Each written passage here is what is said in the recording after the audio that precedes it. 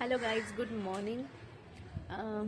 আজকে আমার হাতাটাগুলো একদম টান টান করে বাঁধা, কারণ আজকে অনেক দিন পর চুলে কিছু একটা অ্যাপ্লাই করার সময় পেয়েছি আর কি। এখন তো একদমই সময় পাই না চুলের যত্ন করার। দেখ, মাথায় সিটিটা কত চওড়া হয়ে যাচ্ছে, চুল তো মানে এত পরিমাণে বিয়ের পর থেকে আমার চুল উঠছে যে কিছুও বেঁচে নেই চুলে।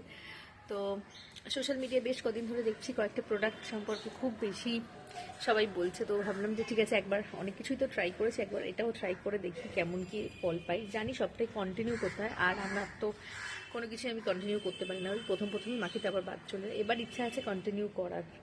তো আকাঙ্ক্ষার বেশ কিছু প্রোডাক্ট কিনেছি, আমার শ্যুট করছে কিনা সেটা অবশ্যই তোমাদেরকে আমি রিভিউ দেবো।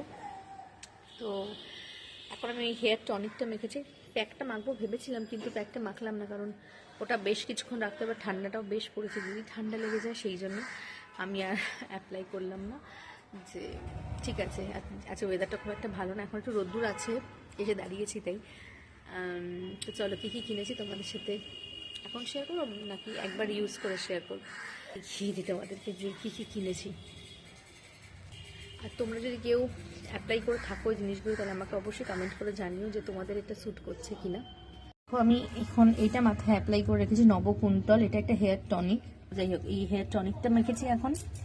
তারপর কিনেছি হচ্ছে এটা হচ্ছে শ্যাম্পু উইথ কন্ডিশনার, এটা হচ্ছে কেশো জ্যোতি, শুনছি তো এটাও ভীষণ ভালো, এটা দিয়েই আছে হেয়ার ওয়াশ করব। তারপর কিনেছি একটা কন্ডিশনার, এটাও অ্যাপ্লাই করব আজকে। আর যেটা মেন কিনেছি, যেটা মাখবো কাল বা পরশু, সেটা হচ্ছে ওই গেল মুখ, হ্যাঁ, এই কেশশ্রী হেয়ার প্যাক। এটাতেই চুল পড়া সব কিছু সমস্যার সমাধান হবে, দেখা যাক কেমন হয়। এগুলোই তো আমি কিনতে বলেছিলাম, তো এইগুলো এনে দিয়েছে। এগুলো এবার আমাকে এগুলো স্পন্সর করেছে আমার মা, যে তোর চুলের কি অবস্থা। যাই হোক, মা না কিনলেও আমি কিনতাম, থ্যাংক ইউ মা। আর মইরাক আমার জন্য না বলতেও এই দুটো নেল পলিশ এনে দিয়েছে। তো যাই হোক, মাঝে মাঝে সারপ্রাইজ দিলে ভালোই লাগে। তো এই দুটো গিফট আমাকে দিয়েছে মইনা। তো চলো, হেয়ারটা ওয়াশ করে না তোমাদের সাথে শেয়ার করছি যে চুলটা কতটা ভালো হলো, কারণ আমার চুলটা ভীষণ ড্রাই আর ড্যামেজ হয়ে গেছে।